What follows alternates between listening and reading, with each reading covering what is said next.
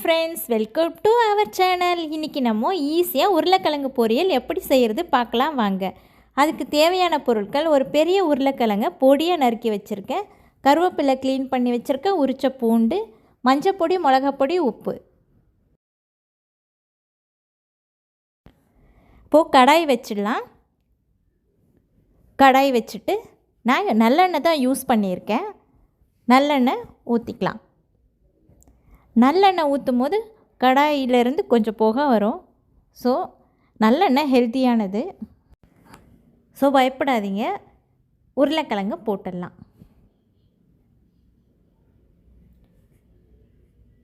உருளைக்கிழங்கு நம்ம நல்லா எண்ணெயிலே ஃப்ரை பண்ணிக்கலாம். ஃப்ரை ஆனதும் தேவையான அளவு மஞ்சள் பொடி போட்டுக்கலாம். மஞ்சள் பொடி போட்டதும் நல்லா கலந்து விட்டுக்கோங்க. ஸ்டவ்வை ஸ்லோவாக வச்சுக்கோங்க, அடிப்பிடிக்காத மாதிரி கலந்துக்கிட்டே இருங்க.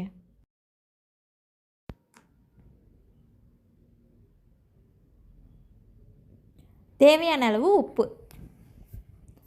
உப்பு போட்டதும் நல்லா கலந்துக்கோங்க.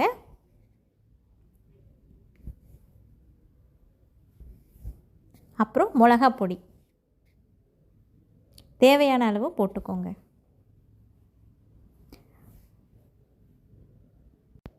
மிளகாய் பொடி போட்டு கலந்ததுக்கப்புறம் இடித்த பூண்டு போட்டுக்கலாம். பூண்டு போட்டு நல்லா கலந்துக்கோங்க. கொஞ்சமாக தண்ணி ஊற்றிக்கோங்க. பூண்டோட ஃப்ளேவர் உருளைக்கிழங்குல நல்லா மசாலாவோடு இறங்கணும். அப்போ சாப்பிடும் போது ரொம்ப நல்லாயிருக்கும். ஸோ நான் கொஞ்சமாக தண்ணி ஊற்றி கலந்துட்டு ஒரு 2-3 மினிட்ஸ் மூடி வச்சுருங்க. அப்போ தான் உருளைக்கிழங்கு நல்லா வேகும். நான் மூடி வச்சுட்டேன். இப்போ ஓப்பன் பண்ணுறேன். நல்லா வெந்திருக்கு. தண்ணி போகிற வரைக்கும் கலந்துக்கோங்க. தண்ணி வற்றினதும் கருவேப்பிலை போட்டுக்கலாம். நல்ல மணமாக இருக்குது, இப்போவே பசிக்குது. இப்போது நல்லா ட்ரை ஆகிற வரைக்கும் கலந்துக்கலாம். கருவேப்பிலை போட்டுறேன். கருவேப்பிலை போட்டாச்சு. கலந்துட்டு ஸ்டவ்வை ஆஃப் பண்ணிடலாம். இப்போது உருளைக்கிழங்கு பொரியல் ரெடி ஆயாச்சு.